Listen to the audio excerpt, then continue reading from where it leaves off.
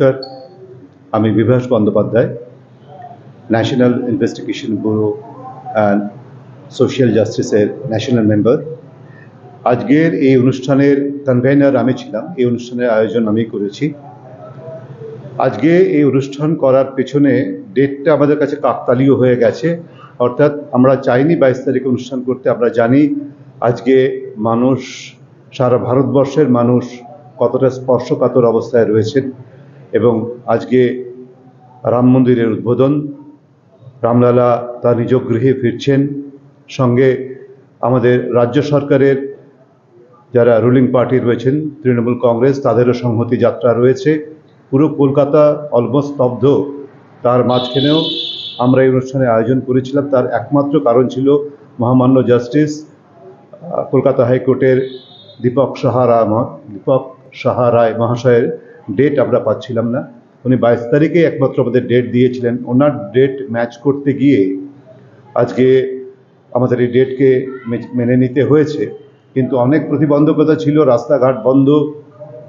যারা এখানে উপস্থিত থাকবেন, বিভিন্ন রাজনৈতিক দলের মানুষের উপস্থিত থাকার কথা ছিল, সে বিজেপি করুক, তৃণমূল করুক, বামফ্রন্টের হোক, তাদের আজকে উপস্থিত থাকার কথা। সমস্ত লয়ার আর অন্যান্য জাস্টিসদের আজকে আসার কথা ছিল।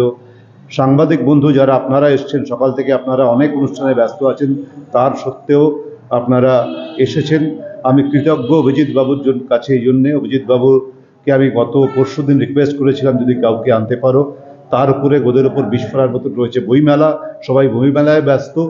সব কিছু মিলিয়ে আজকের এই অনুষ্ঠান আমাদের কাছে একটা বিশাল চ্যালেঞ্জ ছিল। সেই চ্যালেঞ্জের মোকাবিলা করে আজকের এই অনুষ্ঠান করতে পেরেছি। আমাদের একটাই বার্তা ছিল, আমি যেটা মঞ্চ থেকেই বলেছিলাম, যে আপনি যে কোনো রাজনৈতিক দলের মতাদর্শে বিশ্বাসী হতে পারেন, আপনি যে কোনো ধর্মে বিশ্বাসী হতে পারেন, সেটা সম্পূর্ণ আপনার সার্বিক অধিকার। কিন্তু মানুষের অধিকার, মানবাধিকার, এর বিষয়ে যে আমার লড়াই, আমাদের সংগ্রাম, এটা যে কোনো রাজনৈতিক মতাদর্শের ঊর্ধ্বে, যে কোনো ধর্মের ঊর্ধ্বে। প্রত্যেকটি মানুষ এই সমাজে যাতে তাদের সার্বিক অধিকার থেকে বঞ্চিত না হয়, যেখানে আমরা দেখব এর বিরুদ্ধে আমরা আমাদের প্রতিরোধ গড়ে তোলার চেষ্টা করব এবং আমাদের প্রতিনিধি দল সেখানে পৌঁছে গিয়ে সেই মানুষের পাশে দাঁড়াবে, তাকে তার ন্যায্য পাওনা, তার নিজস্ব অধিকার তাকে ফিরিয়ে দেওয়ার চেষ্টা করবে। আমাদের গণতন্ত্র, ভারতবর্ষ পৃথিবীর সবচেয়ে বৃহত্তম গণতান্ত্রিক দেশ। সর্বধর্মের মিলন সভায় গণতন্ত্রের পূজা হয় এই দেশে।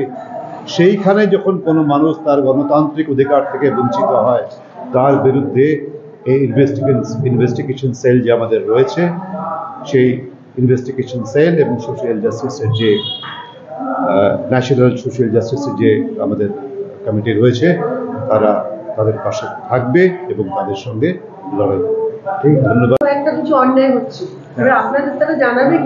আমরা, আপনি বোধহয় প্রেজেন্টেশনটা আমাদের মিস করেছেন। আমরা একটা প্রেজেন্টেশন দিয়েছিলাম, বোধহয় আপনি পরে এসেছেন, দেখতে পাননি।